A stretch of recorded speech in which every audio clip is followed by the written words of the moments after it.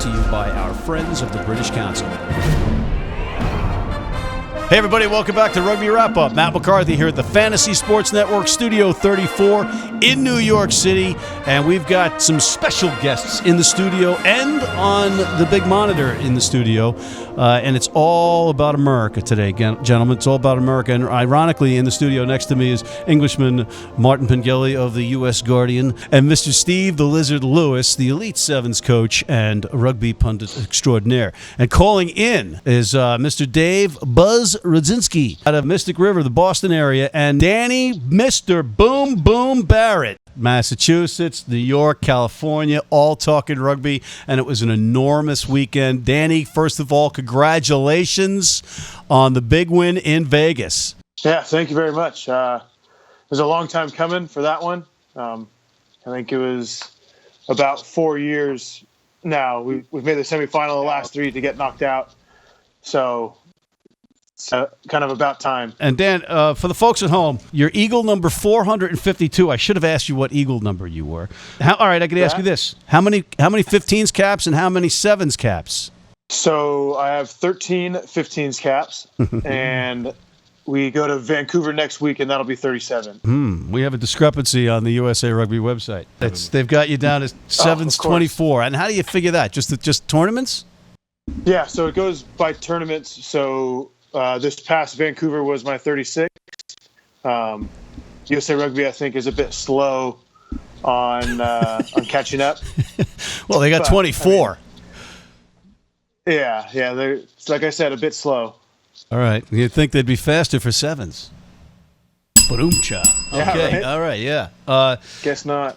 You've Dan, what are you going, about 193 centimeters, maybe 97 kilograms? I mean, I'm just under 3, so whatever that is in centimeters, and about 107, 108 kg. I know. I'm saying that for the guys here flanking me because they don't know anything about pounds or inches or anything like that. Let's get to the questions. All right, let's get to the questions. I think we all need to salute a warrior that stepped away from the game, Mr. Zack Test, and I know that Danny and Dave, you guys both know him well. Danny, what was it like seeing Zack retire?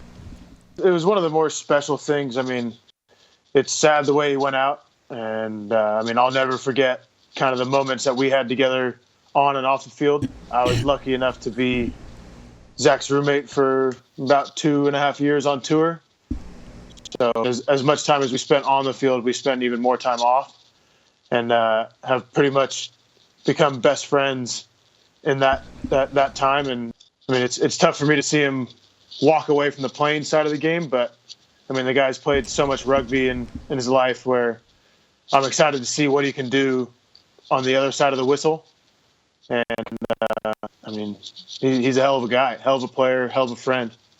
And Dave, you could tell us a little bit about what Zack is doing on the other side of the whistle yourself. Yeah, so Zack has been involved with Maccabi USA for a while now, actually, as a player in 2009, as a coach in 13. Well, he came along to help out a bit in 13. He had a broken hand from the Sevens World. And then as a coach in 17 with the gold medal squad. And, it's good to see him continuing on with rugby. He's given so much to U.S. rugby. There's so many that follow Sevens now and follow Danny and get up in the middle of the night to watch these tournaments. And it started with guys like Zack that really, brought the fans to watch the Sevens and got them out there. So it'll be sad to see him not playing, but it'll be great to see him coaching. And Dave, aside from being involved heavily with the history of the Mystic River Club on all levels, player, old boy, coach, the board, you're also on the board of Maccabi. Yeah, so I'm the chairman for Maccabi USA. We had our Hall of Fame dinner out at the Sevens. Hadn't won a gold medal since '97, and this past summer in 2017 with Coach Sean Lippman and Zack Test and Kevin Swearin captaining, beat South Africa, perennial champions. So it's been a good run, and it's a good group of guys. All right, and so there's another reason why I wanted you guys on at the same time. It's about the pathway. There weren't a lot of pathways in place for an athlete to get to the national team or considered professionally overseas. And Danny, you played at high school, then you played at the Cal Berkeley powerhouse under the legends Jack Clark and Tom Billups, and then you found your way to the national team. And Dave, you are now involved in trying to get the MLR, Major League Rugby franchise in Boston, going, which would be a professional outlet for players. And you've also got a high school and a youth program going there with Mystic. Yeah, so it's one of those things where we've seen the game, and all the big hype these days. Everyone talks about hashtags. Hashtag grow the game is really important to me. It's something that I started back in '06 with a youth program at Mystic with 20 kids. It now has over 200 kids. Our high school team just got back from Argentina and Chile on a tour. We have flag for the younger boys and girls. Then we have middle school tackle, high school tackle, and those kids are going off to top college programs. Some of them are getting scholarships to go. Then they're coming out and playing top clubs, and there's the ability for them to work their way from, D2, D1, or ARP, PRP, and now there's this MLR, and it's a destination for rugby players, and kids can see this path a lot clearer. And at the same time, you've got the USA teams taking the best of those guys that are USA eligible, and it's been pretty impressive to see the growth of the game. And I think the appetite for more rugby, especially in our area in Boston and the Northeast, where there's high school rugby. It's a varsity sport in the high schools now. People are interested, so it's going to be I think MLR will be a big success in our area. With the MLR and having a team in Boston, I think we all believe it's vital that there's a team in New York, there's a vital team in Boston, that the Northeast has a major role to play here. Where are you with your plans for Boston, and how are things going? How are you looking right now? So I'm really careful not to get ahead of myself on this, and it's something that we're not issuing press releases about where we are with this. We've had some introductory calls with the league. We understand from the league what the minimum requirements are to get things going, understanding the infrastructure and organization you need in place, the facilities that you need in place, so you really need a stadium or a field. The rugby side, I'm less concerned with, because we can get good players, good coaches, get them in the area, get the rugby setup going, but we have to do the other things right. And again, the investment that's required, we want to make sure we're doing this right. And I really like the model that they have at MLR. I think that they're doing this the right way. Again, don't want to get ahead of myself and announce something prematurely. We have complete support of the rugby community in this area. We're going to play New York MLR. We're going to play the Ontario team that's trying to gear up for it as well. We're going to play a couple games against Nyack.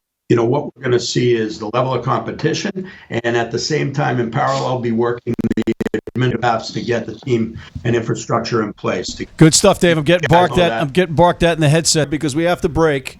We'll be right back after this. Been blind since I was 4, and I've never seen a beer commercial or a beer label. None of that stuff influences me. I drink beer because of the taste, and my beer's Pabst Blue Ribbon. It has the taste and the flavor. What do you think's on the label? I think there's a naked woman riding on a unicorn, jumping over fire.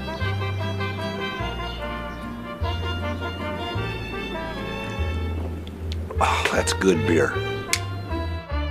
If you're in New York City and want to watch some great rugby, have some great food, and some great times, go to the world's best rugby pub, the Pig and Whistle on West 36th Street.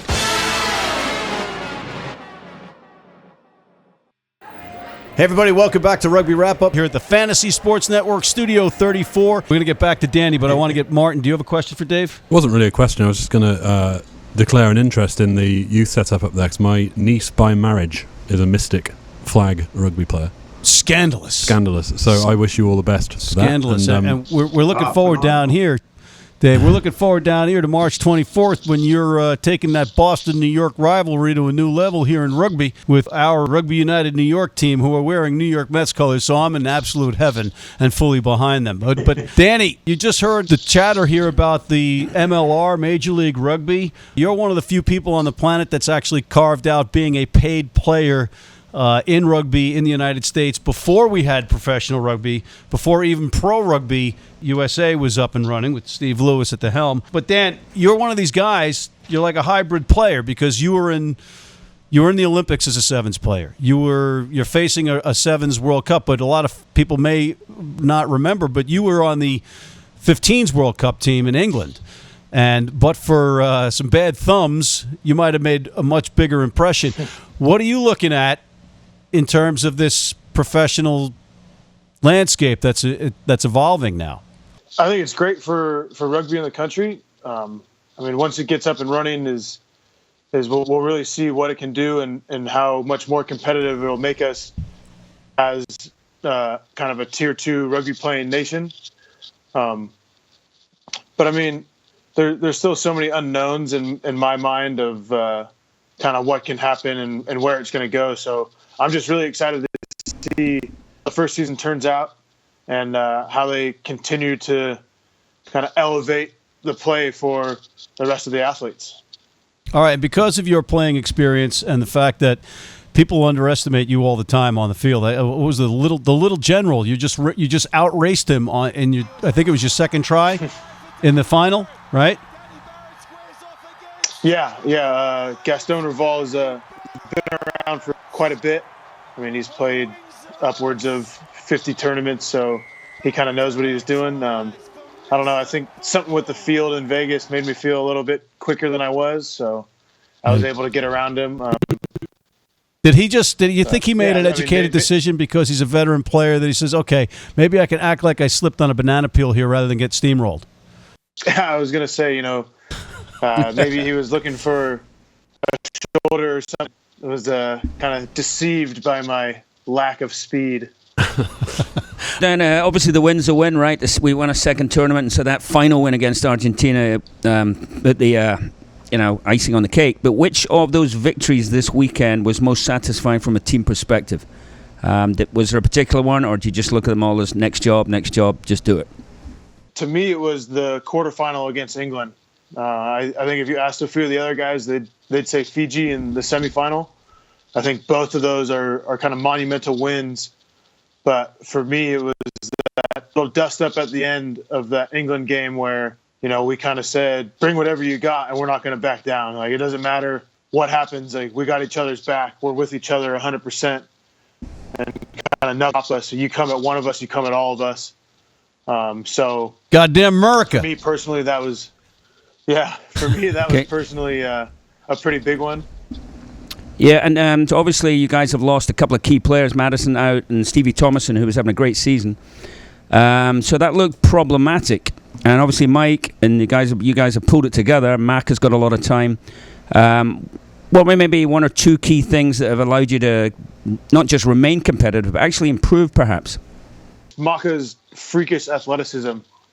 So, I mean, the guy's played in every position field, from scrum half, prop, hooker, jumping in lineouts, stealing lineouts, playing on the wing. I mean, the guy can do just about anything you ask him. And when you challenge a guy like that, who needs to be challenged, then he's going to step up and he's going to give you something that you've never expected before.